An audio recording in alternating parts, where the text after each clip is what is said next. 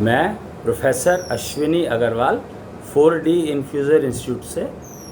आज गुरु पूर्णिमा का दिन है और अब मैं आपको पहले एपिसोड में, इससे पहले वाले एपिसोड में मैंने बताया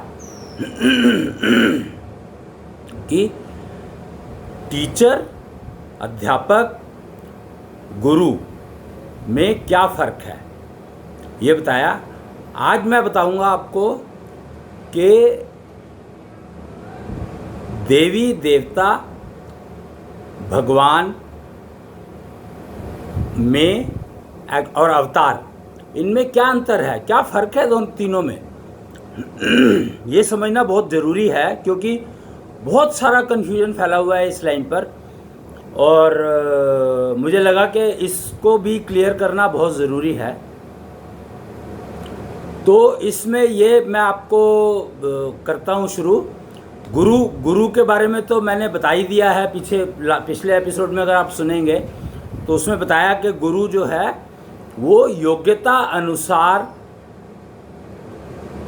ज्ञान देता है और पहला स्टेप होता है योग्यता बढ़ाने का तरीका सिखाता है और इंश्योर करता है कि आप उसका अभ्यास करें।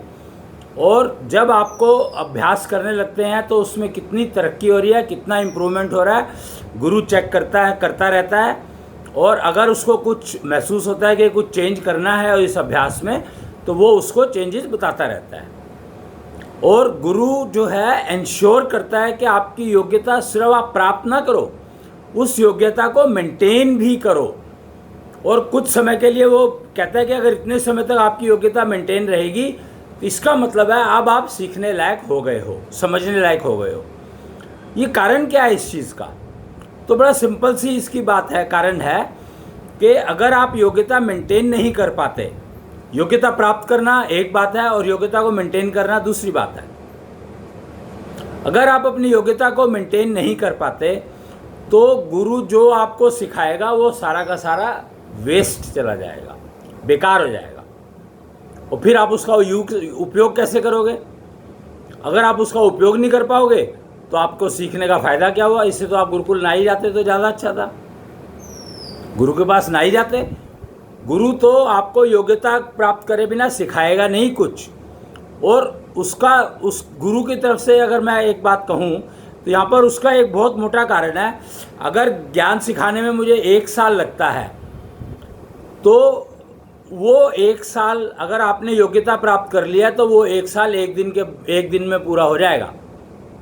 तो यानी 11 महीने और 29 दिन आपने योग्यता को मेंटेन करने में लगाए और आपकी योग्यता अगर मेंटेन रही, गुरु ने टेस्ट कर ली, तो आपको वो एक ही दिन में वो सब कुछ सिखा देगा जो 1 साल में नहीं सिखाया जा सकता बिना योग्यता के। तो ये गुरु के बारे में मैंने बताया आपको।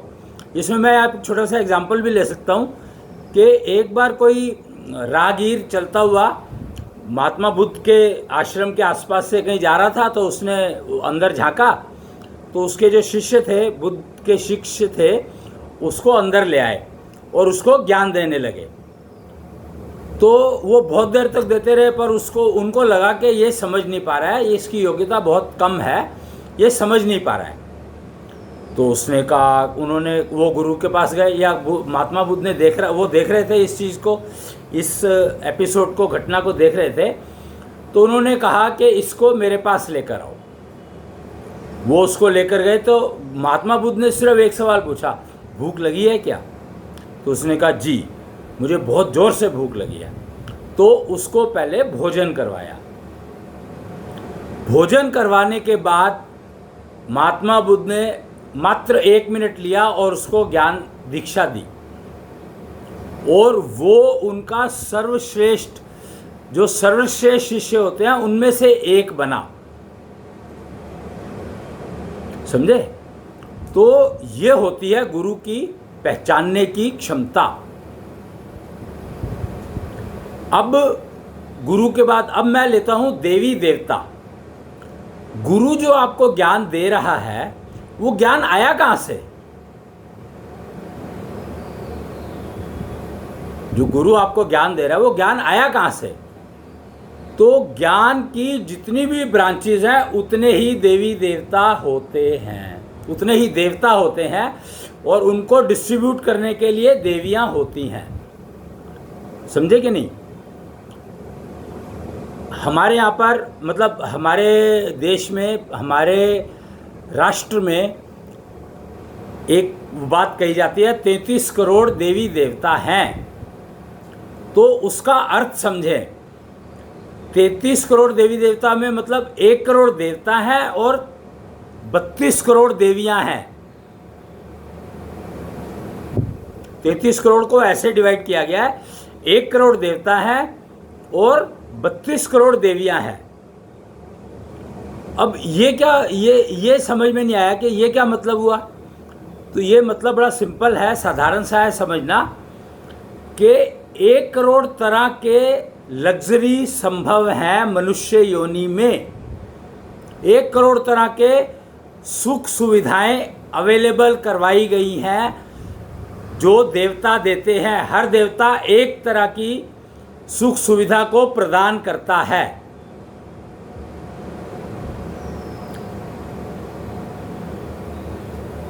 देवता एक तरह की सुख सुविधा को प्रदान करता है, और 1 करोड़ देवता बताए गए हैं।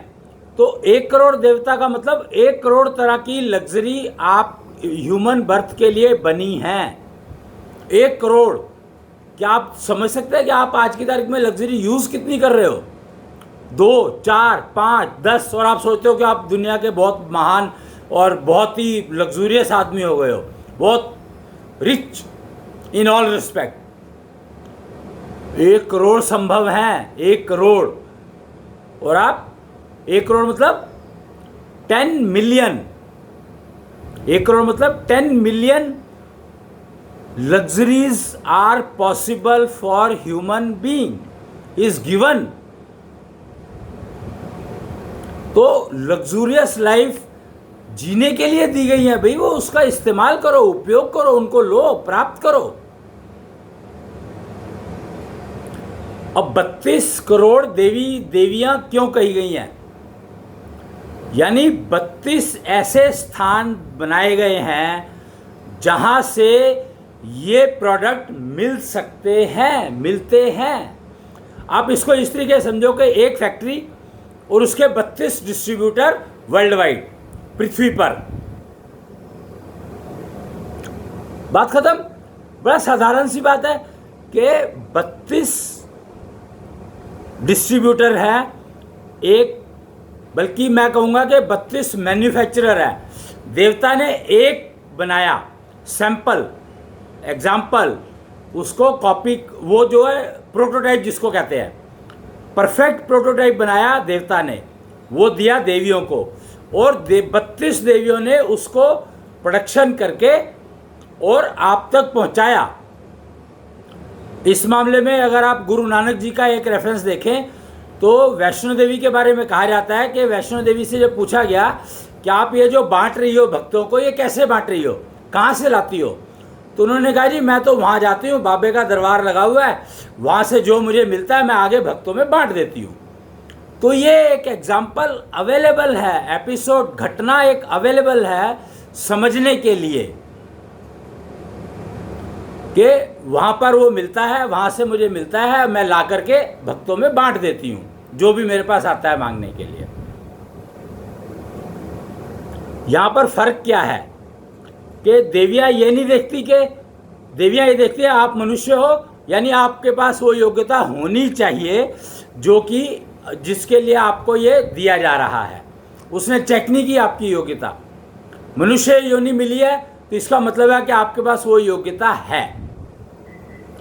देवता चेक नहीं करते कि आपके पास वो योग्यता है या नहीं है। उन्होंने तो देवियों को दे दिया, आगे बांटना देवियों का काम है, तो देवताओं को तो जरूरत ही नहीं है चेक करने की। पर देवता बनाते कैसे हैं? तो देवता बनाते हैं 5 तत्वों का उपयोग करके, पंचारक का उपयोग करके। अब पंचारक क्या है?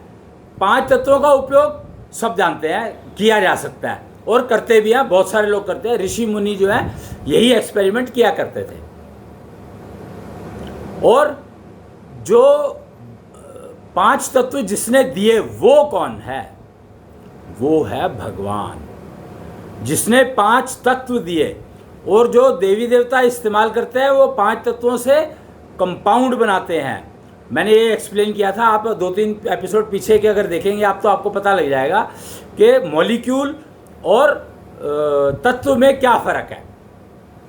तो मॉलिक्यूल्स का उपयोग करके जो प्रोडक्ट बनता है, जो देवियाँ जिसकी प्रोडक्शन करती हैं, वो प्रोडक्ट देवता बनाते हैं मॉलिक्यूल्स का इस्तेमाल करके। और भगवान 5 तत्व देता है। और उसके बाद ना 1 करोड़ तो देवी देवता कहे गए हैं। उसके बाद 3 नाम और आते हैं, ब्रह्मा, विष्णु, महेश। इनको देवताओं की श्रेणी में नहीं गिना जाता, इनको देवताओं से ऊपर गिना जाता है। यानी जो देवताओं को गाइड करते हैं, देवताओं के गुरु हो गए समझ लो। और देवता कोई भी बन सकता है, कोई भी इंसान देवता बन सकता है। यहां पर खेल है योग्यता का। तो योग्यता जो है, ये 3 लोग जो है ये योग्यता टेस्ट करते हैं। इनके पास वो कैपेबिलिटी है जो योग्यता टेस्ट करी जाती है, जिससे करी जा सकती है। तो योग्यता देख करके उस देवता को वो चीज़, वो 5 तत्वों का उपयोग करना सिखा दिया। उसने वो उपयोग करके वो चीज़ बनाई और देवियों ने आगे बांट दी।